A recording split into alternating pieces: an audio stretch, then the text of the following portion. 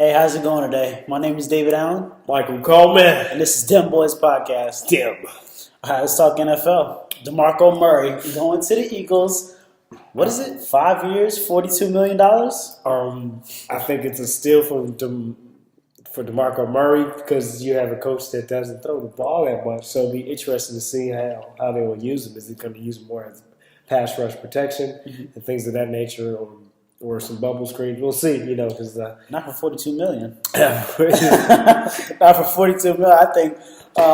They just signed Ryan Matthews as well. Right. So you got Ryan Matthews, Darren Sproles, and DeMarco Murray in your roster, and that's all you're going to do is run the ball. So you go to work today, huh? I don't know, but you have a passing oriented coach. So that's the interesting key. So did he have a come to football moment after the season and say, "Hey, we need to run the ball more because that high level Division I offense is not as effective as you thought it would be"?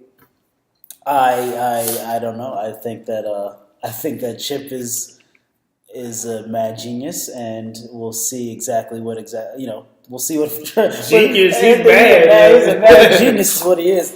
As a Giants fan, I'll say as a Giants fan, I wish good things in the Eagles, but I hope we do better. But you want your division to be competitive, and it's good when someone tries to improve the quality of the team because then it forces everyone else to work hard and put in the pieces they need to compete, week in and week out. It's just interesting to see if you already that this coach has a past history of being, no huddle passing, a lot of passing, even third and short, he's going to pass the ball, So it's just very interesting to see if they change their dynamics to run. I would run the ball if I have DeMarco Murray because his career thus far says between 5 to 7 yards per carry. That's where the average is. So that's good utility yard. That helps. Then that opens up your passing. So let's see how many. It'll be interesting to see how many touches DeMarco gets throughout the season. For that much money, he better get all the touches. Is it not just pass protection? But not just pass protection. The next thing we got Revis and Cromartie going to the Jets. Revis got 5 years, $70 million, and Cromartie got 4 years, $32 million. I love those pickups for the Jets, and I do. Revis, we know that's just a come home and retirement party kind of come home. Well, he said he never wanted to leave. Right, he didn't. Again, remember as you and I talk about, and I share, a lot of times you do what works best for the franchise and the individual player on paper at that time, not always. So in the situation, circumstance, and coaching staff is different. So there's probably more cohesiveness that accepts and respects what Revis has to bring to the table as a defensive. He will, I believe, you will have to respect him as in his position as a defensive guru. Very intelligent person on that defensive end in his position, a high IQ level. So also, as you and I talked about when we were preparing for our homework for the show, is that he has that leadership ability and that intelligence to mentor the other young quality defensive players they have coming in. And so, that's the key thing. You have somebody that's on that end, that plays that level, that spectrum of their career. You want them to pass that on to up and coming, that knowledge and intelligence of the game. You want them to pass on that passion and that acumen onto the younger players and see if it helps your organization. Oh yeah, they got they have D Milner and Buster Scrine they just signed as well. So they got two young cornerbacks that they can help groom, and Cromartie is an excellent pickup there as well. We got Suter Dolphins, 6 years, $114 million, is going to be the highest paid defensive player. Like I said last night, that's his retirement. So I applaud the effort to rebuild, but the thing is now, what other pieces can you get since you kind of not exhausted, but you stretched, your budget. So now you're going to have to cut corners or go utility on some other positions because you stretch yourself. Seriously, you're not going to get what we call, you're not going to get the A-list players in the other positions you still have to fill. You get, hopefully you get that C plus B, Top athlete. top athlete that can be consistent and then improve as the season goes, progress and put you in a position to be in that 500 ball club. I think right now that'll put them in a position to be 500 and maybe and maybe compete for a wild card. But, so and that is possible. Right now I still have them as a great Canadian football team. So with great weather, exactly. Right? Yeah. So the opposite side of until they show different. But this move shows that they're trying to move forward. Yeah. Okay. Okay. I see you brought the signs to that. Okay. Yeah. And then we go back to Revis and Cromartie. It's a change, right? Okay. So that's what you have. So I like the thought, but I just don't think it does not appear on surface from Miami that they have a full thought out. I'm sure every franchise have a plan, so to speak, but to me, it doesn't have a proven madness to it. It doesn't have to be to the public, but it just doesn't make sense. They're getting rid of the Mike Wallace, the receiver they just paid an enormous amount for. They're going to trade him, and then they just traded for Kenny Stills as well, that rookie receiver from last year from the Saints, who should be a good addition for him as well. But yeah, their whole team is not complete. It's not complete. Something that hopefully will complete a team is the Chiefs and their pickup of Ben Grubbs on the 5th round. Yes. 5th round pick. What? Pro Bowler? In the making. Well, he is a Pro Bowler. Yeah, I mean, I'm saying like in the making as far as the Chiefs. Oh, okay, got you. I mean, so that they do this, But I feel forward. Yeah, but I feel that. I think I just felt bad for how he did it. I thought it was a disservice to someone that majority of their career dedicated their time. But that's the business. It's a business, exactly. Yeah. It's a business. That's the business. You don't put up numbers. Jeremy Maclin had more touchdown catches than all of their wide receiver core for the whole year. So that should just tell you, why they got rid of him. Yeah, you got the bow, and then you also got Tyrone Branch, the safety from the Raiders. He at one point was looked at as one of the best safeties in the league, and now kind of fallen off. What do you think about that pickup? That's a gamble, because of the inconsistency. Mm-hmm. You're going with hopefully maybe you'll turn it around because they have a new chance, new opportunity. You give a player. Sometimes players will respond well because you give them a fresh look and it kind of revives their career. But anytime you do to me that's revives their career long shot for a player. That's not a guarantee. Mm-hmm. So the thing is, does that player have the mental, emotional investment to play the level that they're capable of playing? So It's not that you can't play. It's not quality.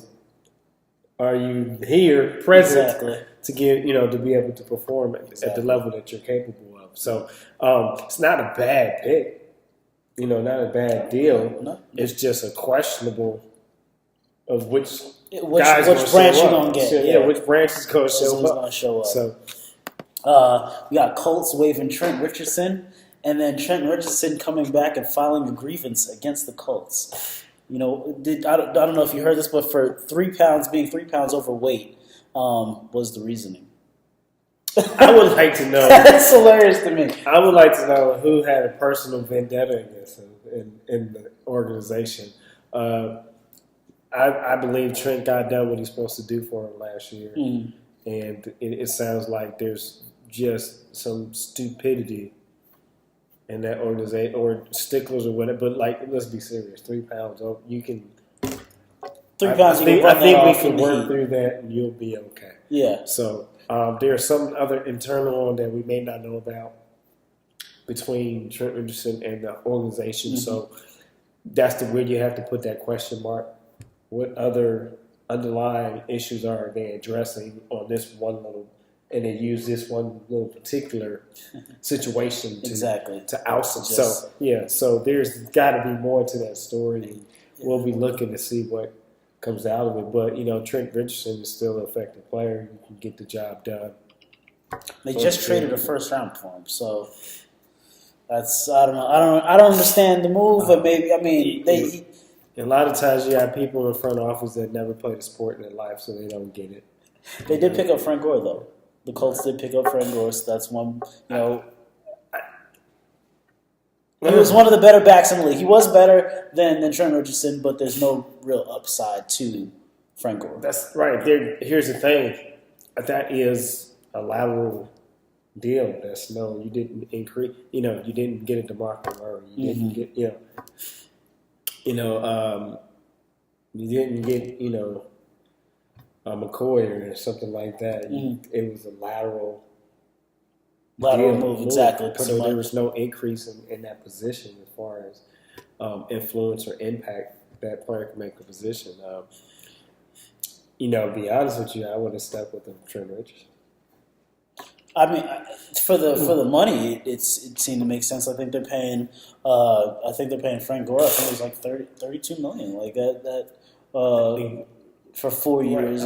Frank Gore is good, but the thing is, it depends on who you're playing is what you're going to get out of Frank. Exactly. Let's look at the season. It depends who you're playing against is what performance you get out of Frank Gore. Exactly. That's just the type of player he is, and that's not to, it's hard getting in any professional sport to be a professional level. You got to, but the thing is the record speaks for itself. All based on you play, it'll be a game where Frank Gore will go off per carry, and then then you move up that competitive food chain of teams. You can't find Frank Gore. Exactly. Not as consistently. What we got? So Frank Gore and then Andre Johnson to the Colts as well.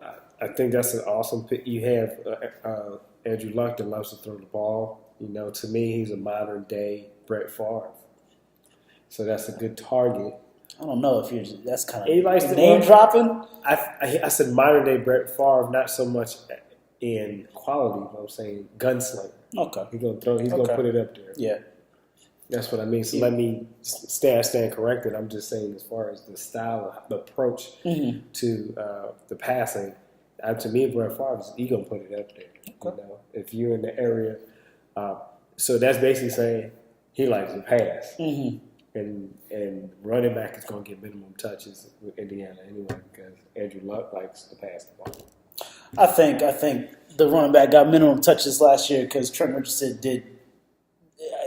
was ineffective running the ball sometimes, and that's why they had to rely on Andrew Luck so heavily. But the thing is, did they have a system or a set where that fit your running back? Also, you got to look like that. Just like any good quarterback could look bad. Sure. They can get traded and look bad because that offensive set does not fit that style of quarterback. So just like we talked about last show that great players adapt, but also our great coaches will put their players in positions to do great things. Correct. So okay. I see. Okay. I understand. All right. You got me there. Terrence Knighton is going to the Redskins after reportedly being found by most teams overweight. The Redskins, are they going to run into Albert Haynesworth 2.0 or what? It sounds like Albert Haynesworth 4.0. 400 pounds. Yeah, exactly. You double it. They need help. I think it's just reaching for the light switch in the dark. Down there in Redskins, you had all the RG3 controversy and the change and the coaches, a little bit of a bonehead.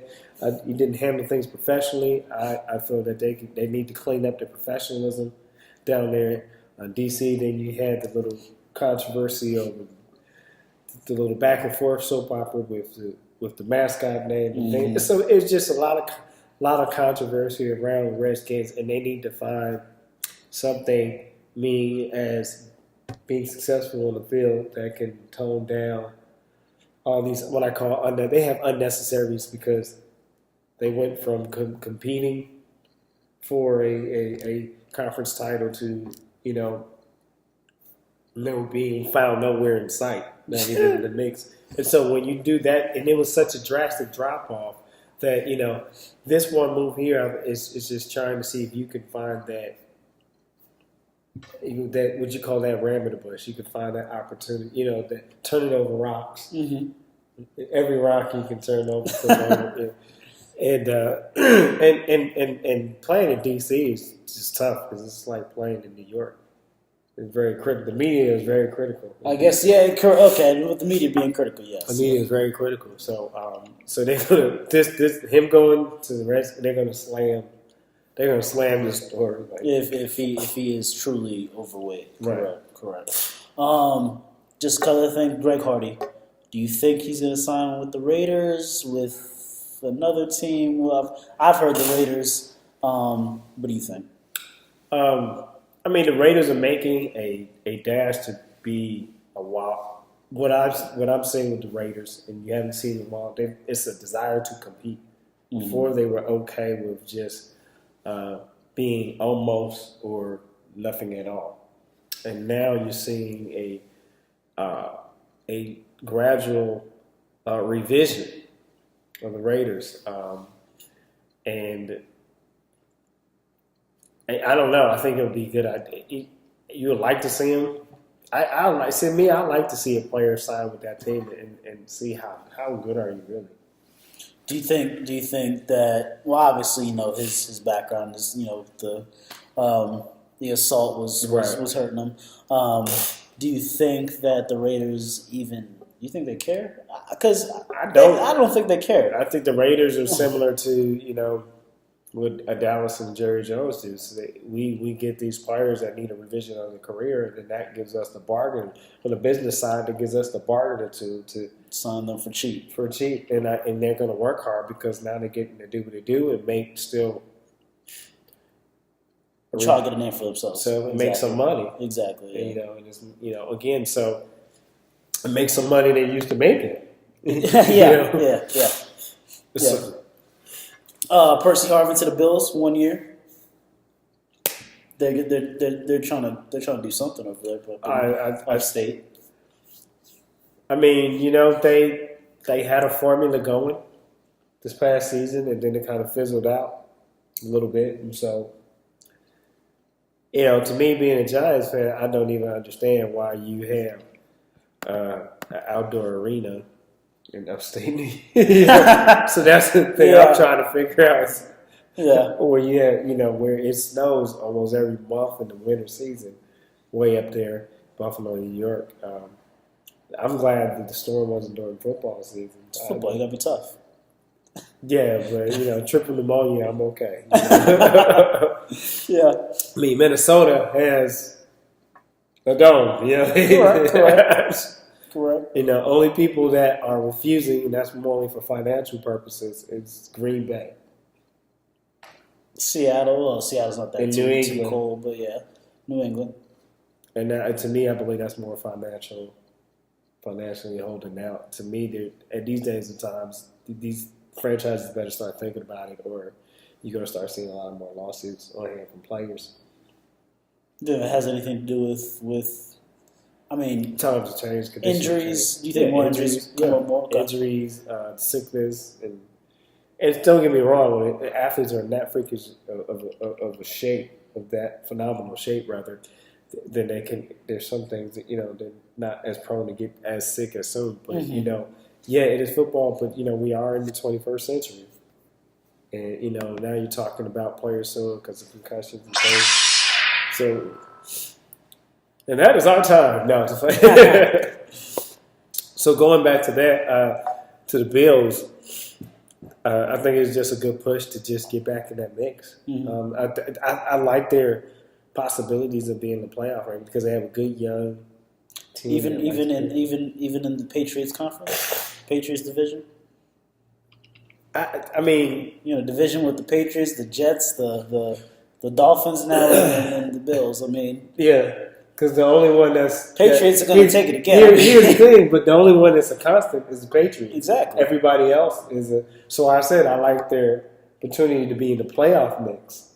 In the mix, okay. In the Bills, mix, yeah. Because to me, I mean, New England doesn't have it like they used to. Their only hope is the wild card. Their only hope is the wild card. I don't think they for Bills for the Bills. Oh yeah, I agree. I agree this year. Yeah. I mean, they're not going to get a Jim Kelly experience anytime soon. Yeah, no, he's not coming. He's not coming back. He's not walking down that field. Not suited up. Couple of old heads that are that got signed are Brian Orakpo to the Titans, 4 years for $32 million. That's his going away party. I guess he's coming out of the league pretty soon. So I guess it'll say you played well. Here you go. Right, we appreciate you. Yeah. Well, he didn't play for the Titans. He just got on the Titans. He played for the Redskins. No, I'm saying appreciate. Okay, you appreciate what you done for the league. Yeah, okay. Appreciate what you done for the league. Then you got Ben Roethlisberger, 5-year extension. As a Giants fan, once again, this is going to set the precedent for other older quarterbacks and their extensions, I feel. Now this means we're going to have to sign him for who? Eli. Yeah, him. You don't even want to say his name. For 5 years. You know what? Eli is to me is a big disappointment. At the same time, he knows how to win. It's a double-edged sword. It is. So I guess what I'm trying to say is I have never been content or happy with Eli Manning. He's not a leader. He's very vocal. His attitude shows. I think he has a piss poor attitude. On the sideline all the time. A spoiled brat kind of pro. That's what I see when I look at him. He's like, yeah, you are a far cry from your brother. But he has more championships than his brother. But the thing is though, his team has done that. His team has done that correct. Right. And I don't think Peyton is as clutch as Eli, but I don't think. It's funny. I don't think Peyton is as clutch as Eli, but Eli is not as good as Peyton. And here's the thing is, it's like Peyton didn't have a wide receiver that caught the ball and held on and kept it on his helmet. That's true. I mean, Eli doesn't also throw the ball 4 interceptions in a playoff game.